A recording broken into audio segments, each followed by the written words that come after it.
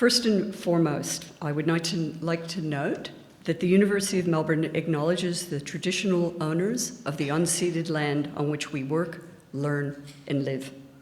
The Wurundjeri, Woiwurrung, and Bunurong people at Burnley, Fisherman's Bend, Parkville, here at South Bank, and Werribee, those campuses of ours.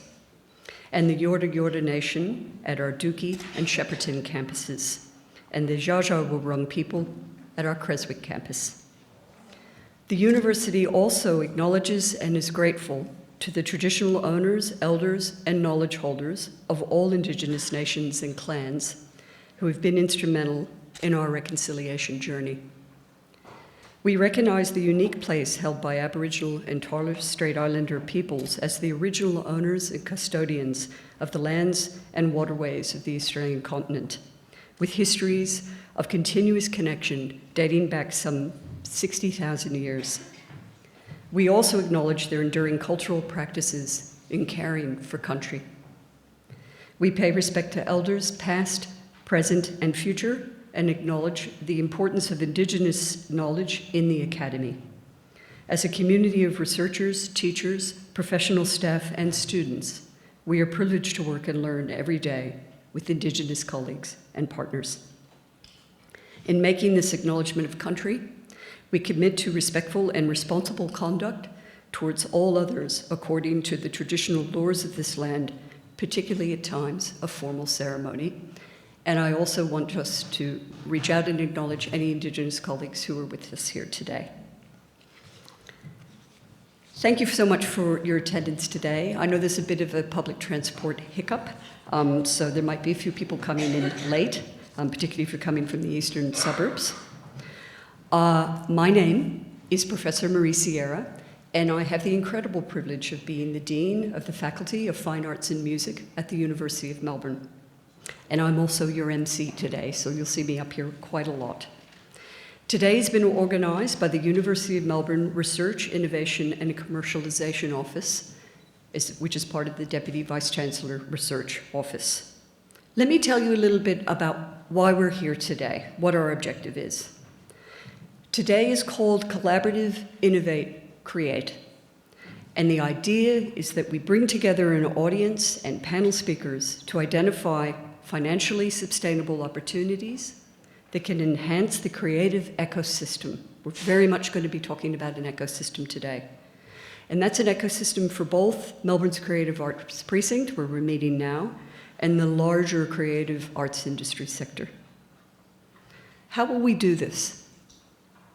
We believe that local outcomes can be amplified and impact can be extended to a national or even a global reach, particularly when led through a process of co-design and co-ownership, which is why we've asked you here today.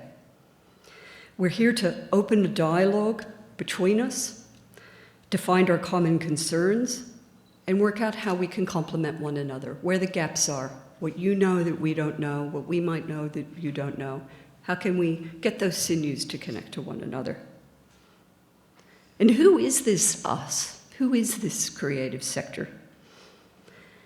The event brings together researchers from across the University of Melbourne, Melbourne Arts Precinct organizations, our industry partners, government, and other key stakeholders. And the idea here is that we holistically present and propose how we can address key challenges facing the creative industry sector. We're here so we can come together and explore how Arts Precinct partners in industry can inform what we do. What can the university offer the Arts Precinct and creative industry at large? How can this ecosystem of innovation be leveraged for this purpose, for the purpose we all care about, the arts? And how can we shape and build a future together?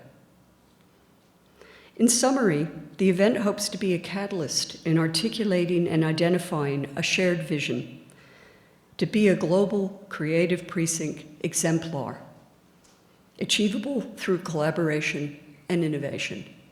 And many of you have traveled all across the world looking at creative precincts. And if you have, you will know that we have something very special here. Walkable to the city, the weather is good most of the time. Things aren't such that you have to get in a taxi, on a bus, or some other form of public transport, or, God forbid, drive to get from one venue to another, or walk through underground tunnels because it's frozen 3 months of the year. It's an incredible asset that we all have in the Melbourne Creative Arts Precinct. So just introducing the day, we will have 4 sessions, and you've seen the schedule outside and in the emails you've received and up on the screen. The first session will be about Creative Precinct ecosystems, to introduce that idea of how we all connect to one another as organisms, if you like. Then we'll talk about the digital immersive experience economy. We'll then talk about First Nations leadership in creative arts and society, something we take very seriously in the Faculty of Fine Arts and Music and also at the University of Melbourne. And then also creative arts, health and well-being. Again, something we're very passionate about in the work that we do here at South Bank. Some of the sessions will be participatory. There'll be ways for the audience to engage. Those I won't give all the secrets away. Those will unfold through the day. But you won't just be passive. You'll be very much part of it all. I want to thank all of the panelists who will be sitting up here today to talk and the facilitators who will lead. Thank you so much. I also want to thank our partners who are up on the screen now. Thank you so much for your contribution, your time. It's a very busy time of year as we're running up to, yes, the end of the year. It's that time already. We are in Q4 for sure, and all the planning is crazy and underway. And I just want to show you, since I've got the stage, a little bit about us in the Faculty of Fine Arts and Music and where you are today. So the Faculty of Fine Arts and Music is the home of 2 schools, the Victorian College of the Arts and the Melbourne Conservatorium of Music. It is an incredibly important part of the university. We are one of 9 faculties, and we are the creative engine of the university, and we're very proud and privileged to hold that position.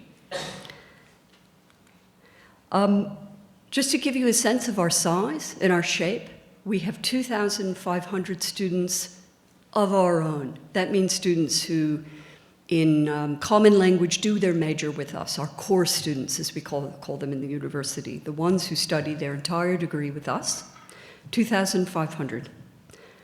On top of that, and this is a really important point, and an exercise of what's known as the Melbourne model, a number of students come with us, 11,500, to do single subjects in the creative disciplines, and those are called breadth subjects. Some universities call this creative complementary curriculum or exchange curriculum, that kind of thing. It's an elective from a pool, and across the 3 semesters of a common undergraduate degree, some undergraduate degrees are longer, but commonly they're 3 years, students will do 5 of those. Many, many of them come to do those subjects with us because they've been playing the piano since they were this high. They've been taking drama lessons. They've been drawing in their bedroom. They've been animating in the closet. They are creatives, although they might be studying engineering, science, other forms of humanities, or many, many other disciplines. Those students are also incredibly important to us. Why? They're our audiences of the future. We might train the people who will be here on stage, but all of the people up there, and the benefactors and the donors and the people who vote and will care about the arts are some of those 11,500 students. So they're a very important part of who we are. Just to tell you a little bit about our vision, our purpose, and our role. I won't read it out, you can read it for yourself, but basically we are very student-focused and research-driven. We take very seriously our connection to country and to First Nations knowledges.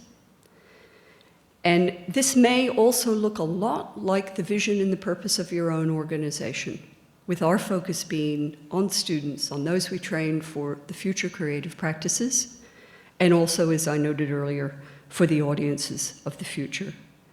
What we share with you, the organizations, government, or even practitioners, people who are in the audience today, is that we all have a passion for the arts, and we see it as an absolutely necessary part of life.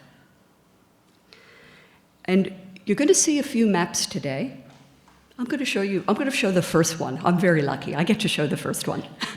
I've nicked MAPCO's map in the great tradition of artists, and I'm an artist of appropriation. I've appropriated MAPCO's map. And all of the things that are highlighted in brown are the organizations which are part of MAPCO.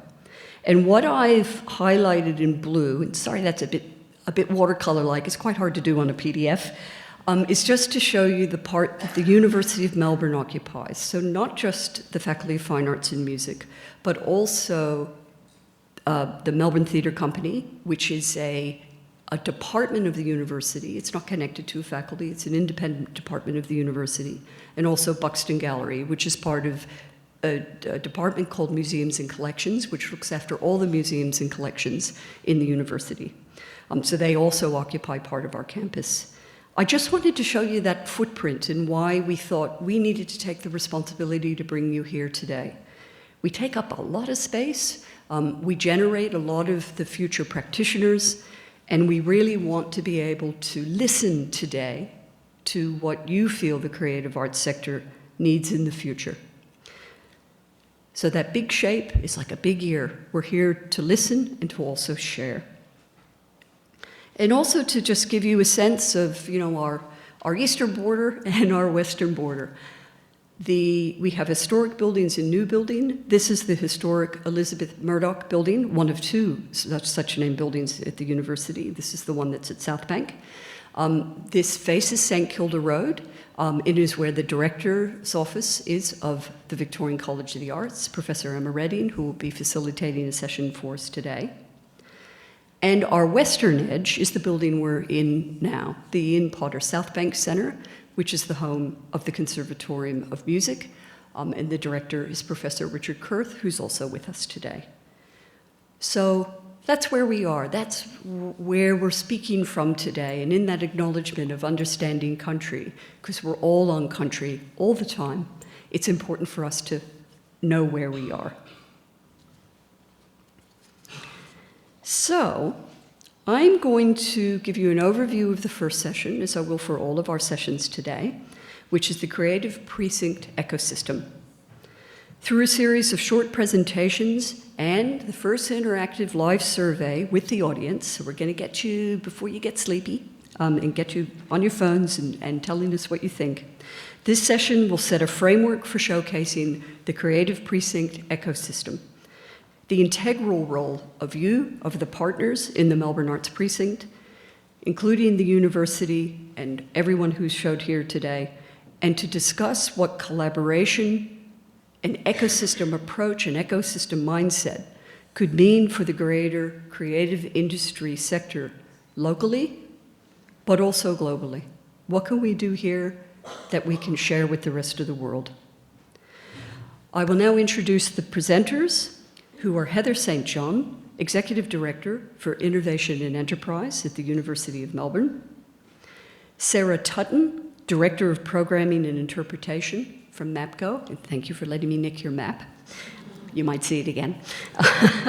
And Vicki Triantis, Associate Director of Urbis. Could I please welcome you to the stage? Thanks. That was the large-sized Heather, and now you get the small human-sized Heather. So it's great to be here with you today. I'm really excited about having such an interesting mixture of people together, and I guess that's the heart of what we see innovation precincts can bring, that connectivity with broader organisations and the community. So now, let's see, move along.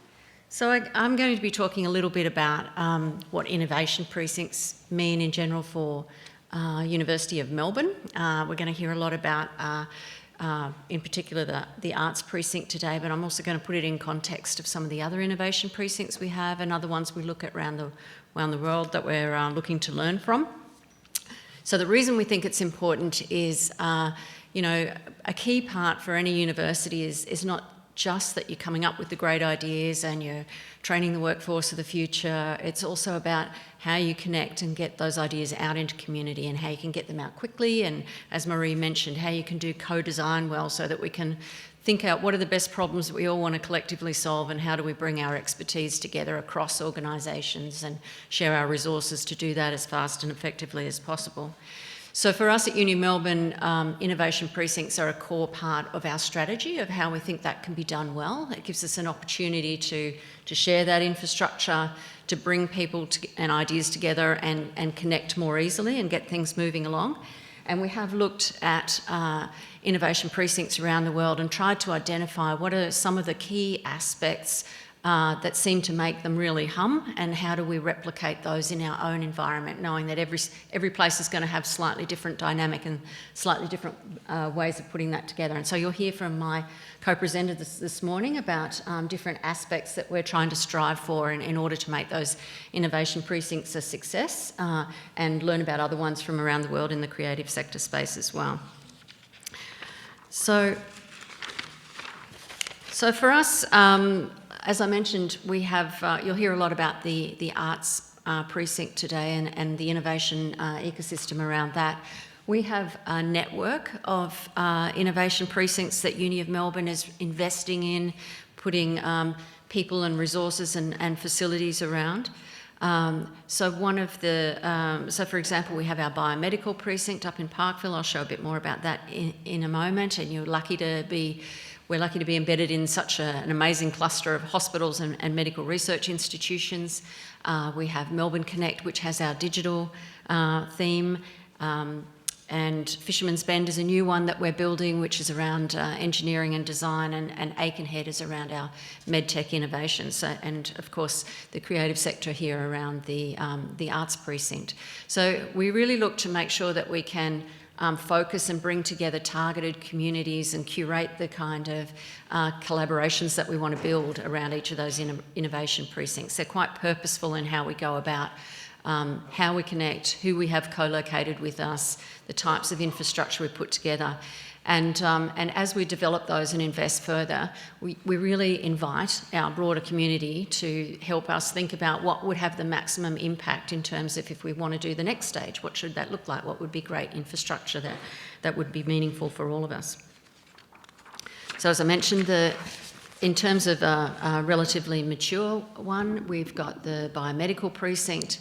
And I guess what you see as a key aspect is when they're quite mature and thriving, you have this real diversity of organisations that become very connected. So there's high degrees of collaboration between the different institutions that are embedded in an innovation precinct.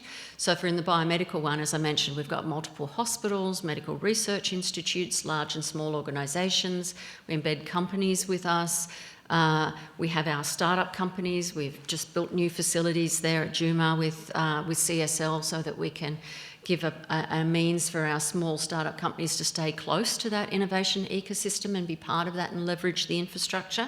So that's an example of a biomedical one, but you see those kind of elements playing out in different innovation precincts in terms of the structure and the connectivity.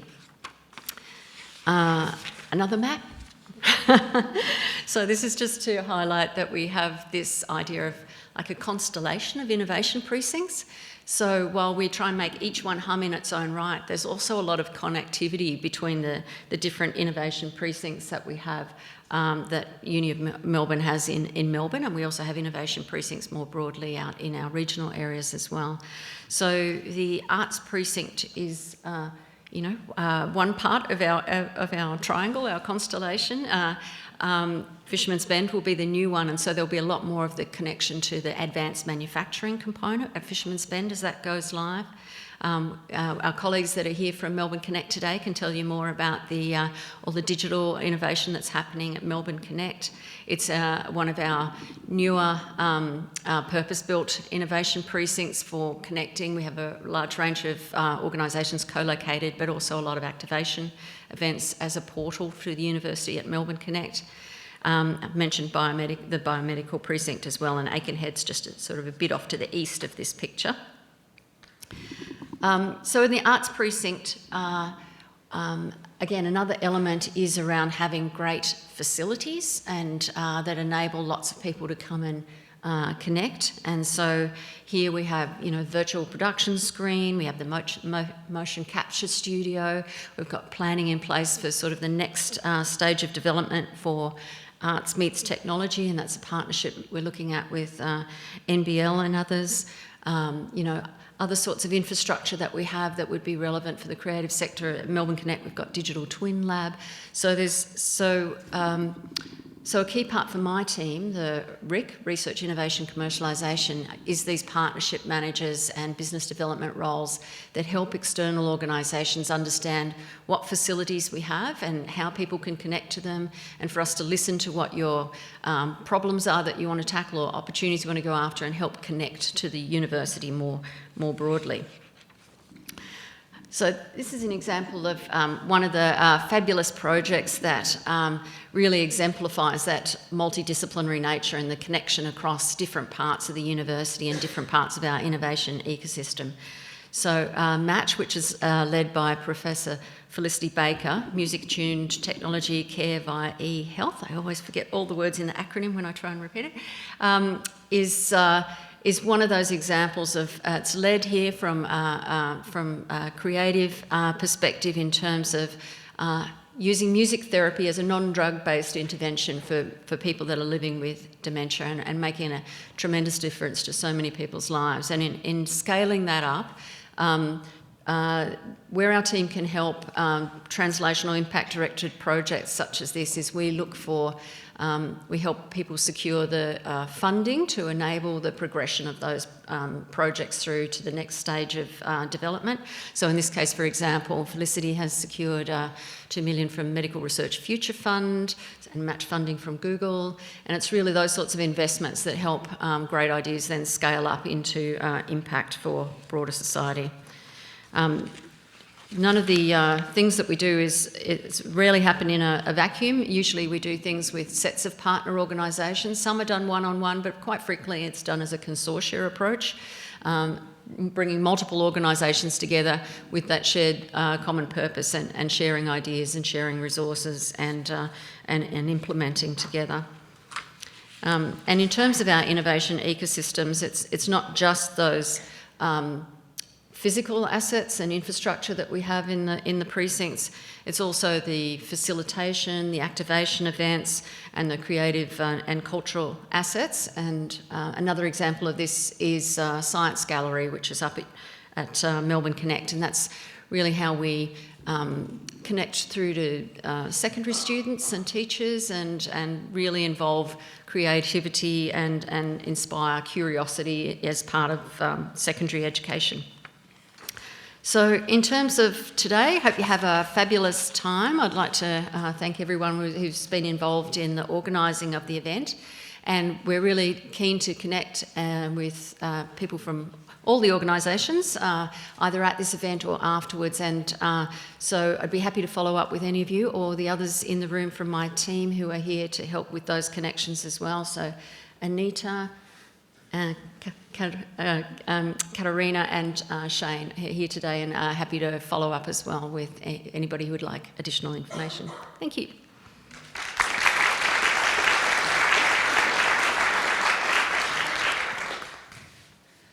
Oh, clicker. Oh, sorry. It's like, what do I do? I'm just going to check it. Oh, there we are. Good morning. My name is Sarah Tutton, and I am the Director of Programming and Interpretation at MAPCO. Thank you so much for having us here in this beautiful room. I'd like to start by acknowledging that we're meeting on the lands of the Wurundjeri Woi-wurrung people, and pay my respects to elders past, present. For thousands of years, the area around the Birrarung has been a meeting place and a place for storytelling and connection. It's now also the site of the Melbourne Arts Precinct, which is a creative community and artistic heart of Melbourne, hopefully. It's a very exciting time to be working at MAPCO, to be part of a city-shaping project. I'm looking around the room and I can see that some people who are part of the precinct activation group, and some of the maps I'm going to show you have seen before. Marie actually showed a different map. It's not the one I'm showing. So hopefully there's some new maps. And I'm going to click ahead, actually. So, we were established just over 2 years ago by the Victorian Government in July 2022. And the focus was to harness the collective creativity of the Melbourne Arts Precinct through leading a $1.7 billion capital project. It's the largest cultural infrastructure project in Australia. We're working with our partners at the NGV, Arts Centre Melbourne, Creative Victoria and Develop Victoria on three main things. We're working on the Fox NGV Contemporary, which is going to be just over there, a major rejuvenation of the Arts Centre, and Lark Bundapp, an 18,000 square metre new urban garden. Here's my map.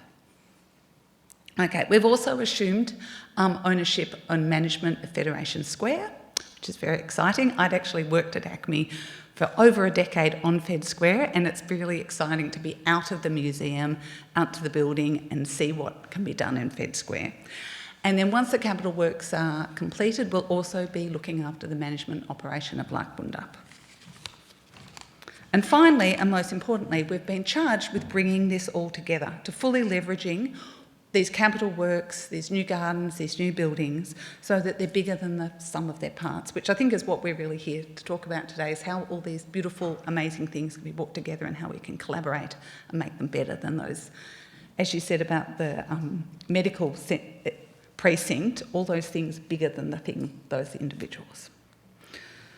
Okay, so... Oh. No? It's lost its images. That's all right. Oh no, here we go. I'm just looking at Mary, who's our Director of Commerce. No, she was looking shocked that I'd done the wrong slide. Okay, so we've got three objectives that we've set ourselves. The first is to deliver with our project partners on time, on budget, this $1.7 billion capital project, and also to look after business continuity for all those affected around the precinct.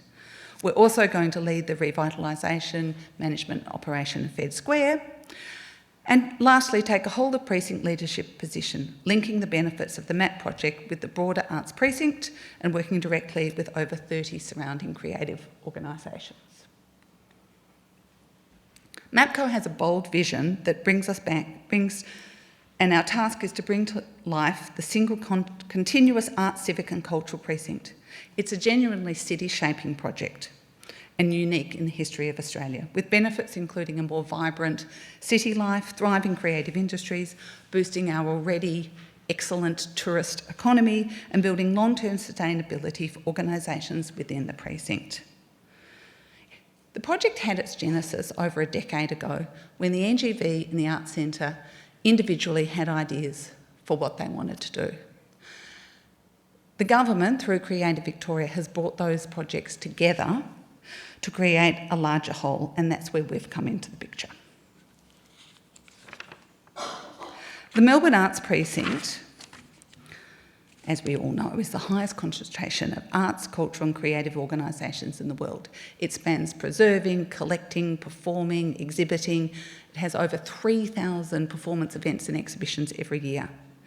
It runs from South Bank, with the Arts Centre, the NGV, the University campus, which is Melbourne Conservatorium, we are, VCA, Botanic Gardens, War Memorial, MCA, Malthouse, etc. It goes on and on and on. There's a lot of activity happening on both sides of the river, and the question is how to bring that all together.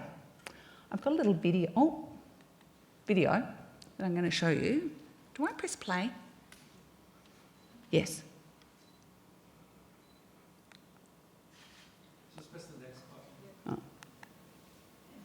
It's got no music. This will give you a sense of what it will look like when it's open.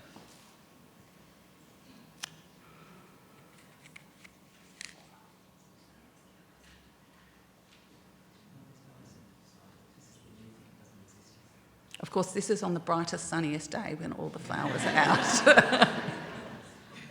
Don't hold us to this. Okay. After nearly 40 years of hard work, the Arts Centre building is finally getting a rejuvenation. Designed by NH Architects, it includes critical upgrades to this wonderful 40-year-old building, and bringing it into the 21st century with a particular focus on the State Theatre and its 2,000-seat venue. It's its most significant upgrade and renovation since 1984. I remember when it was built and it was so exciting and it totally transformed the city. It was a totally different place before those amazing buildings were there. Technology, the Arts Centre will be upgraded with a new state-of-the-art lighting and broadcast infrastructure. The works will replace and upgrade specialist systems in targeted areas of the building, making sure that its foundations are free from corrosion for the next 40 years. To ensure it can keep delivering world-class performances, we will also upgrade back-of-house facilities, including an expanded loading deck, new flexible rehearsal spaces and an event space. We're also upgrading for greater accessibility, the flooring, air conditioning improvements, which will enable all Victorians to experience performances there. Construction, as many of you will have seen, has already begun and it's on track to be completed in 2027. The Fox NGV Contemporary will be the largest gallery dedicated to contemporary art and design in Australia, enhancing the gallery's ability to show world-class exhibitions and artists and also boosting opportunities for local artists and designers. The Fox builds on the amazing success of the NGV over the last decade. It's now amongst the top 20 visited museums in the world. It will be a stunning new landmark which will celebrate the role of art and design in Melbourne. Complementing Roy Ground's NGV International Building, the visitors will be drawn into these dramatic arched archways and a wondrous and uplifting building featuring more than 40-metre high spherical central hall and over 13,000 square new dedicated exhibition spaces. There's going to be a rooftop terrace and sculpture garden where you can see over the precinct and views across the city. The design has been led by Angelo Candelapis, an associate who's also working with a team of 14 local firms. It's going to be located at 77 Southbank, which is just there. And as many of you will see, the previous building has been pulled down, and I think it's 95% of materials have been recycled and reused, which is pretty impressive. To the garden, which is my favourite bit, and the bit that I'm working on. So this is like Bundup. It's had a name bestowed by traditional owner Wurundjeri Woi-wurrung elder Undergal Smith. In her words, it's not just a place name, it brings sky country, the heavens, and everybody back together on sacred ground. And that is very much a guiding principle as we think about, plan, design and program the garden. It's built on top of a new elevated deck that covers the loading docks and shared services of the NGV and Arts Centre. It has a focus on, what's unique about it is its planting density, its scale and its climate resilience. It's been designed to nurture biodiversity and to bring critters and new plants and things back into the city. I don't think I'm supposed to say critters, but that's how I think about it. All the critters you want and don't want. They're all good for biodiversity. And taking advantage of, and I'm glad Marie said, our relatively mild winters. We feel cold, but it's not actually that cold. So for the garden, it's amazing. So that it will flourish all year round and have something new for everybody as they visit. The visitors that come every day, the visitors that come once a month, there'll always be something new. It's been designed by the international design firm Hassel, along with New York architecture and design firm Soil, with the local superbloom plant practice, which is led by the fabulous Jack Semler, and UK horticulturalist Nigel Dunnett and James Hitchmo. We hope the garden will be an artwork in itself that people will visit and become an amazing destination in itself. As Nigel and James have described it since the beginning, like Bundup will be a place for art, people and performance. The garden will wrap around the Arts Centre at NGV. I often have to describe this to people in cafes and I have used teacups, plates to describe where everything is. So it's quite exciting to actually have an image to talk to. It will create new pedestrian walkways for people and connect everything from Hamer Hall and Princess Bridge right over to Southbank. It will be a place for visitors to relax, workers to meet, for people to dwell, gather, enjoy themselves. And we've really been thinking about accessibility, inclusivity and safety as we design this. Cafes and restaurants will spill out of the NGV and the Arts Centre, so it'll have something to do day and night. Reflecting the institutions around it, like Bundarp will be activated by live performance and contemporary sculpture and new First Nations commissions. This is the bit that I'm involved in, so when we went to get to questions and how to collaborate, I think this is some of the key parts that we can work on. We're working with our project partners and precinct partners on these programs. We're also working very closely with the traditional owners, with Auntie Gail Smith, who named the garden, Auntie Gail Axford and Auntie Di Kerr, very closely on the plant selection, our programs, how we name things, how we talk about things. The garden is going to be filled with a mix of native and exotic plants that have been carefully selected for these unique, quite difficult, it's a rooftop, it's very exposed, not everything will survive there. There'll be at least 20 species per square metre, and we're looking at 800 different varieties of plants. Okay, so this is quite exciting for me, this slide. So we have started collaborating with the University of Melbourne. This is an image out at Burnley. We are doing a planting trial where we will be planting, I think it's just over 100 different native and exotic species, and really stress testing them on the roof at Burnley.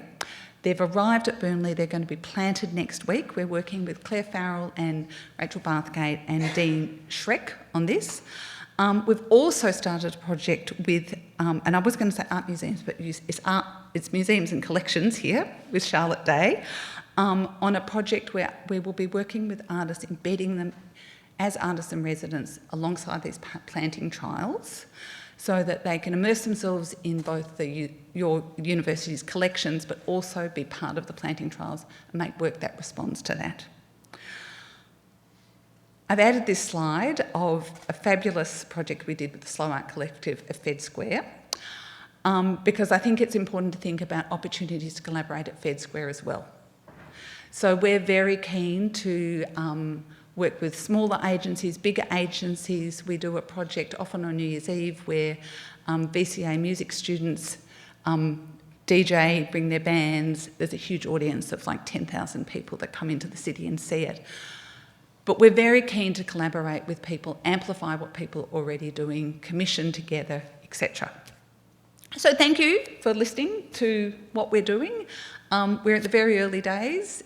It's 2 years of being an organisation. We've got a lot to learn, a lot of people to collaborate with. So thank you.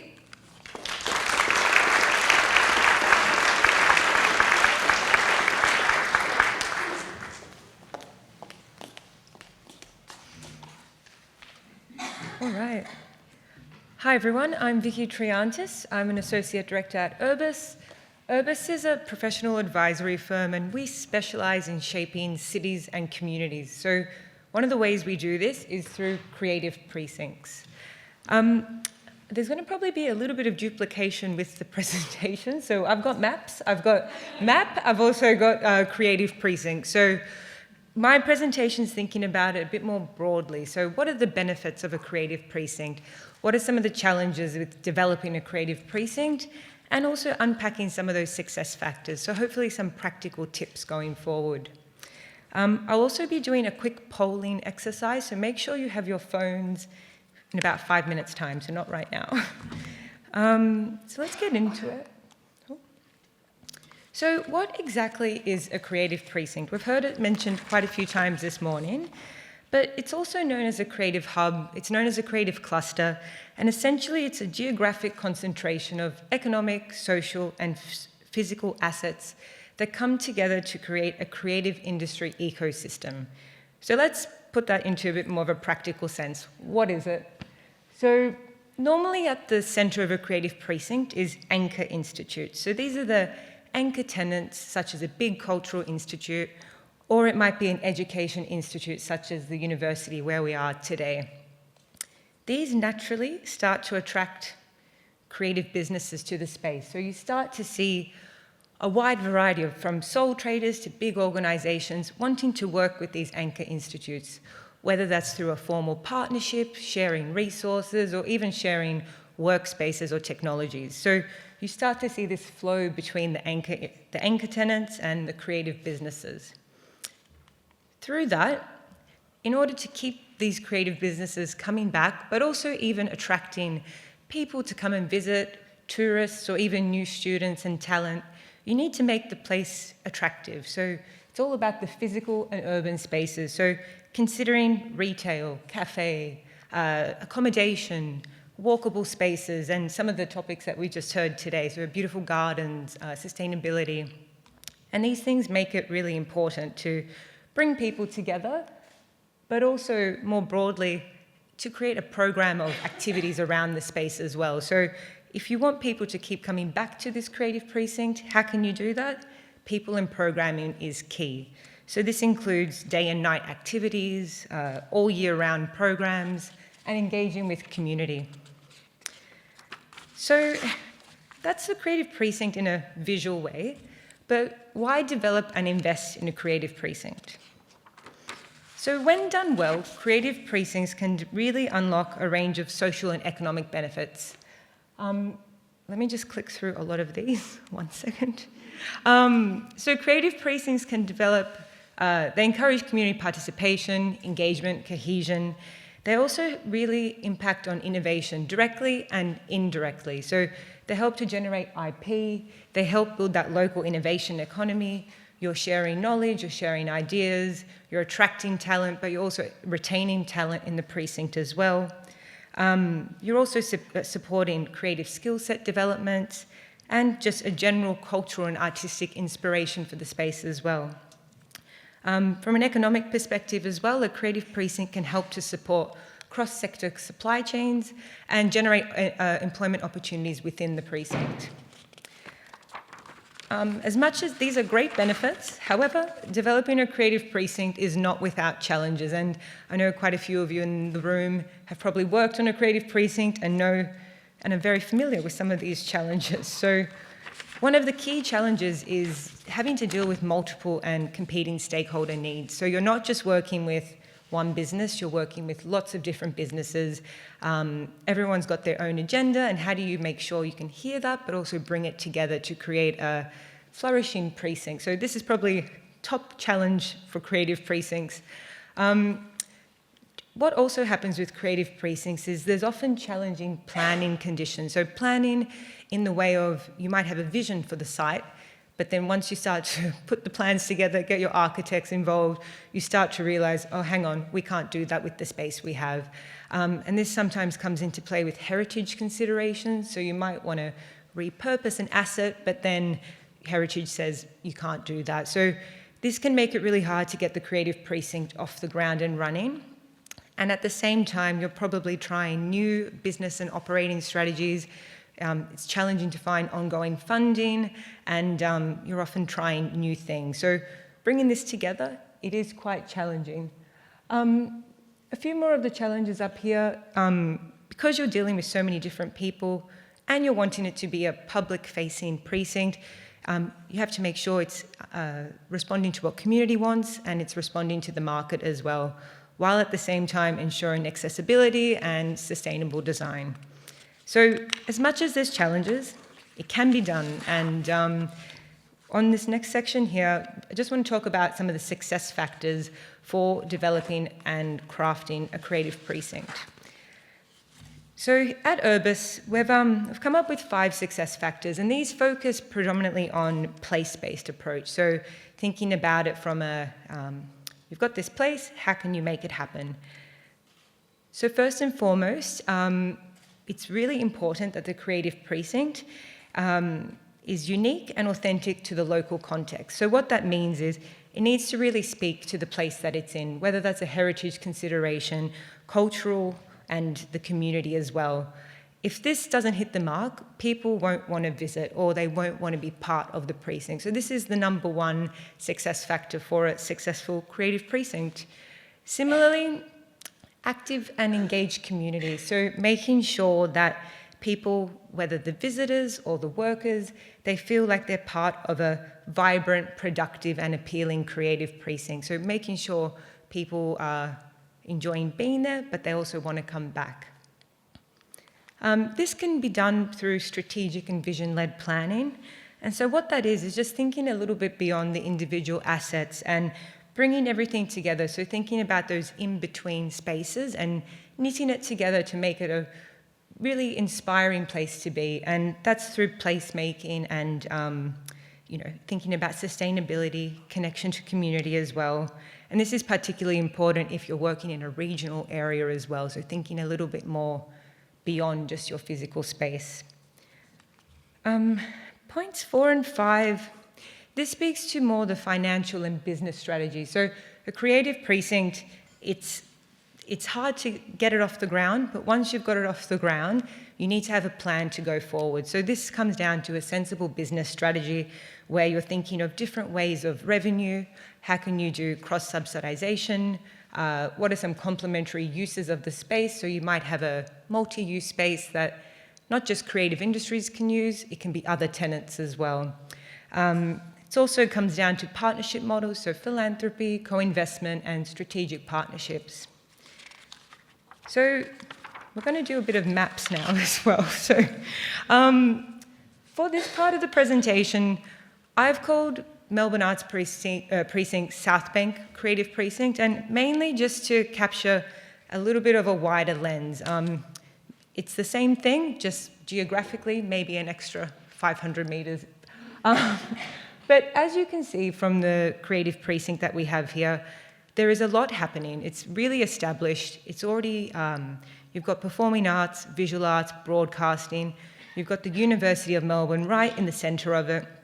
And then from top to bottom, you've got future development. You've got a new train station that will really start to bring people into the precinct, but also just connect you to the rest of the city as well. So zooming in slightly more. So South Bank Creative Precinct in numbers, you've got about 6 million annual visitors. So this will just continue to increase as you've got new infrastructure here and more developed programming and events. There's about 32,000 workers in the precinct, and this has increased by around 7,000 workers in the last 10 years. So this is quite a growing area, and it will continue to grow. One thing that's quite interesting here is that a third of these workers in the South Bank Creative Precinct work in arts and recreation. So it is the largest concentration of art-related workers in Melbourne. So this is where it is, this is the place to be. And then on top of this, you've got over 3,000 tertiary students, but I know someone mentioned it was 2,500, so that could be slightly exaggeration, but 3,000 students is my number here. So now we're going to turn to you. So we've spoken a lot about what it is at a conceptual level, benefits, the challenges, but now I want to hear from the audience about what you think a creative precinct is, what you imagine is the South Bank Creative Precinct, and looking forward a little bit as well, what are some opportunities? So this is a Mentimeter. It's a very intimidating QR code, but if you scan it, it should go onto menti.com.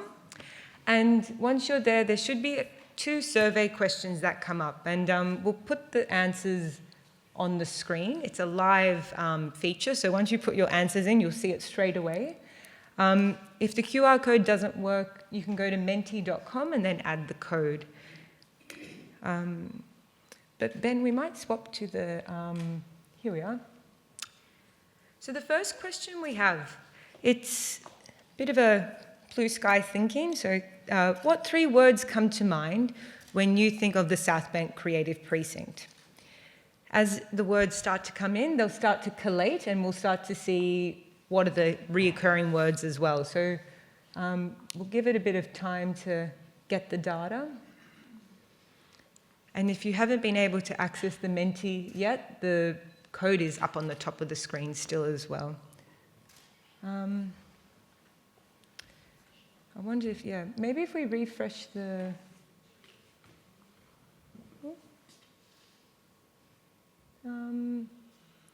there it is. Thanks, Ben. Oh. Here we go. Present with results. Yeah. Oh no. Okay, so everyone said the exact same thing in the audience. Okay. I can also, maybe we can screen share or. Oh.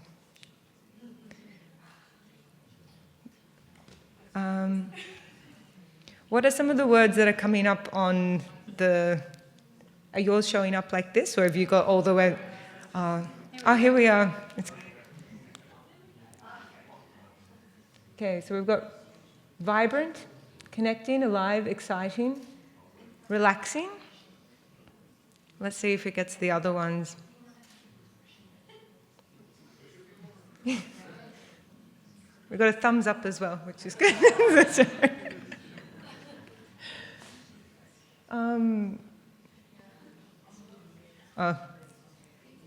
Yep.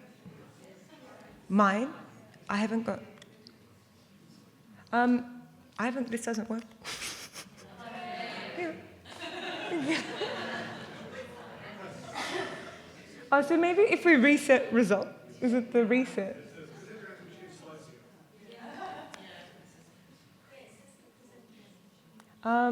If we go to the next slide, just if we present, does that change on everyone's screen to see the next question? Oh, okay, so it seems to have, oh dear. I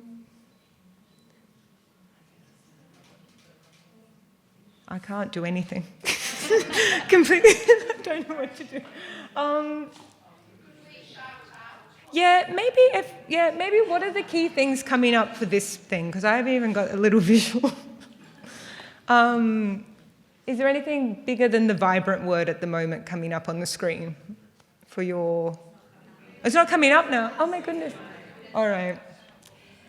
Maybe we can go back to the presentation and then maybe we can come back to this if we want to try it after.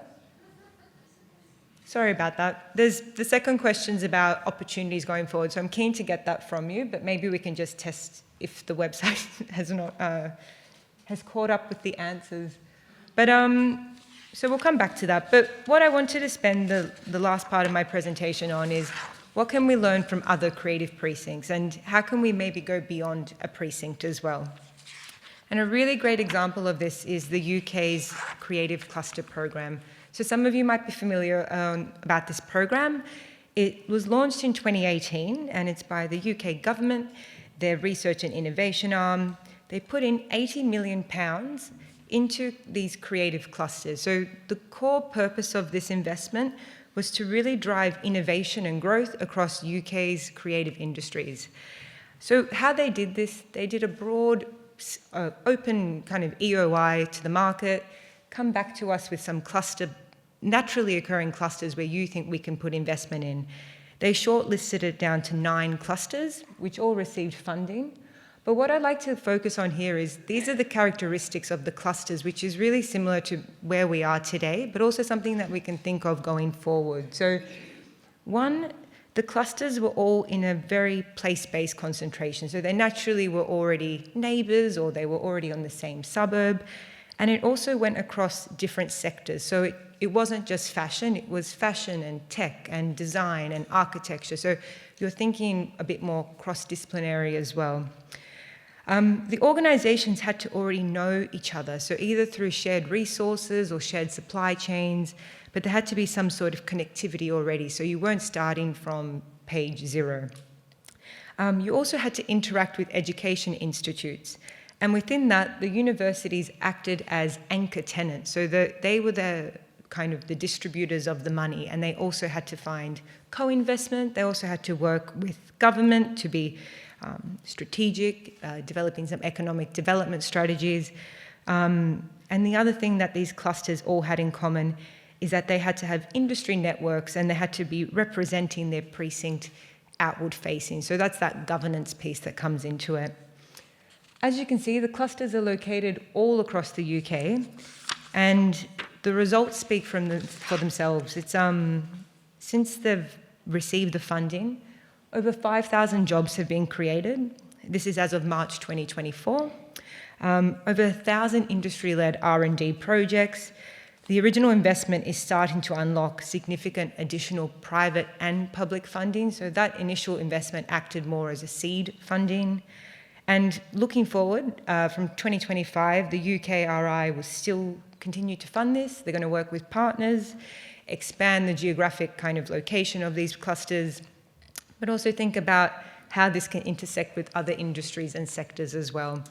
So it's a really exciting program and something that would be amazing to have, in Australia, but also something that perhaps the South Bank Creative Precinct could aspire to get even to this stage as well. So a lot of different players involved. I'm going to see if the Mentimeter is working. Oh, this is my final slide, but Ben, do we want to try the Mentimeter? And then if not, is this no. It's only showing 4 people, but this did the second question work, Ben?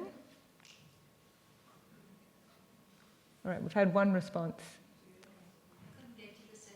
Yeah. What am I...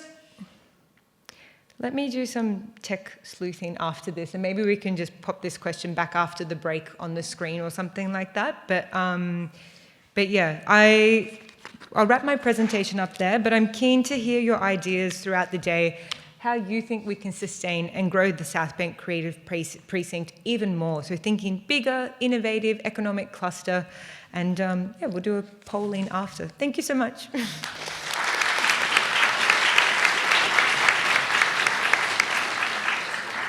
Thank you so much to our speakers. It's interesting, isn't it? When you do the fun stuff, you think, I'm doing it here, it should just go there. But it's got to go to the satellite and back down. It's important to remember that. And there's only so much we have control over, and the satellites aren't one of them. It might also be doing what's happening with public transport this morning, too. So thank you very much to Heather, Sarah, and Vicki. It's great to have that overview from Heather of what makes an ecosystem, what we have already, what the university can bring to the table. Sarah, what's happening in the hood? How much is this going to change for us here in South Bank in the next little while? Incredible. Love the idea of those open spaces, and the planting space is always active. That's what I always teach my sculpture students. Space is a real thing. It's not empty. It's never empty. And Vicki, thank you. The anchors, the idea of the anchors and our role in that, what the success factors look like, what the UK is doing, and how we may think about those best practice models all over the world.